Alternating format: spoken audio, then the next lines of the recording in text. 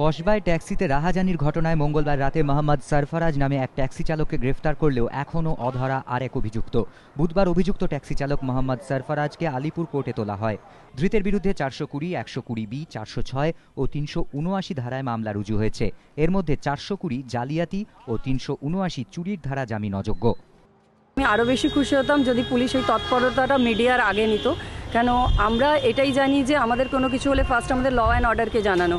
তো সেখানে জানি আমি প্রথমে কোনো রকমের কোনো সহযোগিতা পাইনি, তারপরে মিডিয়াকে জানাতে মিডিয়া থ্রু দিয়ে যখন ফ্ল্যাশ আউট হয়, তারপরে পুলিশ এই সহযোগিতাটা আমাকে করেছে এবং করে আমার বাড়িতে নিজে পুলিশ অফিসার রাতিবেলা গেছেন, কমপ্লেন্ট নিয়েছেন এবং আমাকে জানিয়েছেন যে ট্যাক্সি চালক গ্রেফতার হয়েছে। ঘটনার পর পুলিশের বিরুদ্ধে ঔদাসীন্যের অভিযোগ তোলেন আক্রান্ত মহিলা। সংবাদ মাধ্যমে এই খবর প্রচারিত হওয়ার পর নড়ে চড়ে বসে পুলিশ প্রশাসন। ডিসি ট্রাফিক নিজে ফোন করেন আক্রান্ত মহিলাকে। মহিলার কাছ থেকে পাওয়া ট্যাক্সির 4টি নম্বর দিয়ে তদন্ত শুরু করে পুলিশ।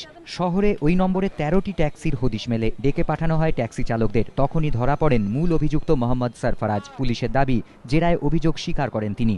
এরপরই গ্রেফতার করা হয় সরফরাজকে। আরেক অভিযুক্ত যুবক, যিনি সহকারী হিসেবে ট্যাক্সিতে ছিলেন, তার এখনও কোনো খোঁজ মেলেনি। অভিযুক্তের খোঁজে বিভিন্ন জায়গায় তল্লাশি চালাচ্ছে পুলিশ। এদিকে পুলিশি ঔদাসীন্যের অভিযোগের প্রেক্ষিতে পুলিশ কমিশনারের কাছে 2 সপ্তাহের মধ্যে রিপোর্ট তলব করেছে রাজ্য মানবাধিকার কমিশন। প্রকাশ সিংহ ও পার্থপ্রতিম ঘোষ, এবিপি আনন্দ, কলকাতা।